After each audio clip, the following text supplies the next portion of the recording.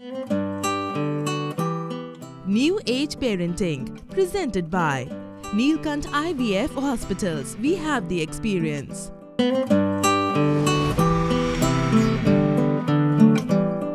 Hello and a very warm welcome to New Age Parenting, and as we had promised in the last episode, we'll be starting from the beginning.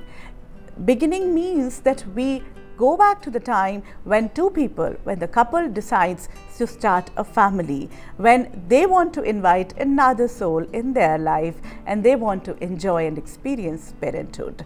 What are the obstacles? What are the apprehensions a couple goes through? And in today's time, infertility is becoming a major problem. In this episode, we'll be talking about majorly this issue. In Soul Searching today, we have the privilege to have a well-known fertility expert, Dr.Bindu Garg, who is associated with Ms.Kanu IVF Hospital. A very warm welcome, ma'am. Thank you. Two people want to think about calling another being in their life. A lot of questions are there in today's generation, the youngsters especially. What would be the right age for a couple to go for a child? See, there is not exactly a right age, but yes, earlier the better.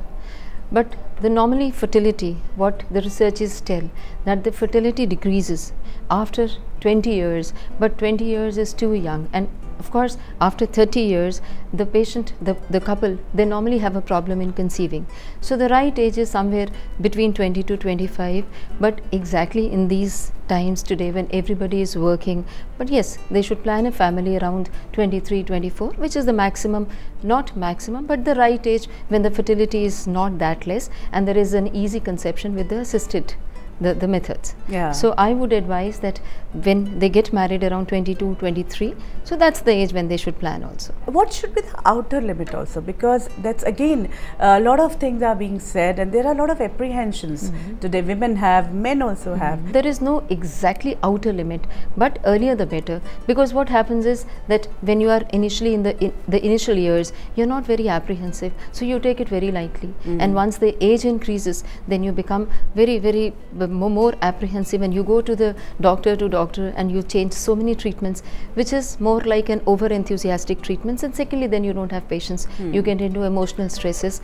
So exactly there is no upper limit, but yes, the earlier the better. Dr. Sabi, we'll talk about the infertility aspect. In today's times, you know, if we look back, like if we go back 15 years ago, 20 years ago, it wasn't that prevalent. But today if we look at it, there is a major problem couples are facing, and young couple. What has happened? What is the reason? The main reason is the lifestyle changes. Late marriage, and once after the marriage also they don't want to plan. The career is more important, and the lifestyle changes, like in the sense that obesity, more of the food changes, stress, main is the stress. The working stress right from morning. If you take the history of these multinationals, working in the multinationals or even in the normal, not even in multinationals, any working women, they get up early morning, the stress of the work, then coming home, stress of the home management also. So at the end of the day, half the times they are so tired. So these changes in the life have also increased the chances of infertility, but mainly stress. Stress only dietary in the women? Habits, only in women or no, both? Men, both. Okay. Both. More of smoking, more of drinking, more of social parties. So all these have added to the increased chances of the infertility. Okay, what really is the basic reason? What really happens when we say that there is a case of infertility? What really obstructs? See, suppose after marriage, if a couple is not able to have a pregnancy within an year, so we tell them that now they should go to a doctor. Now, to what extent they should be treated? It is not that they are coming to you, so similar at the outright you start having all those tests. Basic, we see the age, we see in general the history gives us an idea that what may be the reason, so you investigate accordingly. But the main test that as a doctor anybody undergoes after the guidance only is the sperm analysis. That yes, we make sure that the sperm analysis is not less. Once that is okay, then the basic test is just an ultrasound findings and the basic hormone test. If they are normal, then we advise them to have more of patience and wait for a normal pregnancy. But after 1 year, if they are not able to have a pregnancy without using any contraception, we advise a person to consult a doctor. The family doctor can advise them, but if she feels that the investigations are showing any problem which is to be managed by the infertility expert, then that they are the best ones that to guide. The family doctor can guide them to what extent they should be treated, and if there is any investigation is showing any problem, then of course the role of infertility specialists come in. Yeah, and in fact at this juncture I also would like to ask you is the emotional part of both the parents, emotional state of mother and the father. Everything comes out from here.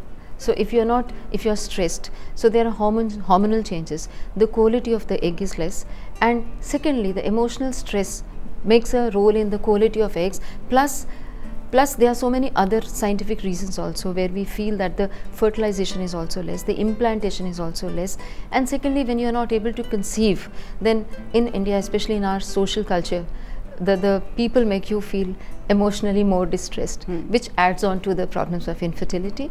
So emotionally, but it's very easy to say that yes, relax, but practically speaking, it's not that part, easy. It's not that easy, and practically it's the people in our social environment that make you feel more like an infertile couple. It's not happening only in the urban area. Even if we look at the rural couples, they are also facing it a lot.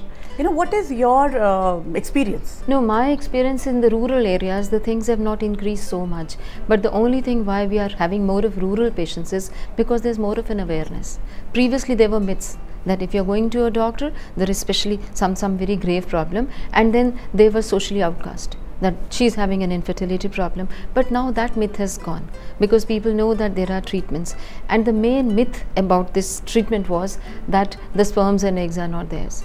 So that the baby, the acceptance of that baby born after the treatment was not so much, which is now not, because of the awareness through television, through media, through magazines, through education. Very interesting thing you said, and very important, I think, is that the sperm and the egg is not theirs. The acceptance of the child is actually. Acceptance of this. So they were more scared of going to a doctor and telling to a person that we are having a treatment. I still, it's many people, if they conceive in my hospital, then they don't come to me for the deliveries, because again that myth that if they deliver here, then it's an IVF child. Oh. Even if they conceive with the medicines only, I asked them what happened. They said my mother-in-law is not letting me come to your hospital for the delivery because they feel that the villages will feel it's an IVF child. Still it's there, but the rates have decreased. Then we tell them no. More of awareness, of course, is increasing, but still it will take some more years. Wonderful. We would like to know more about what is IVF, but that will be in the third segment. So in fact, at this juncture, we'll take a short break. We'll be back soon. You can call us at our toll-free number 1800-102-6706, or you can mail us at ivf@neelkanthospital.com. You can visit our website www.neelkanthospital.com. Other than the Gurgaon branch, we have branches in Agra, Lucknow and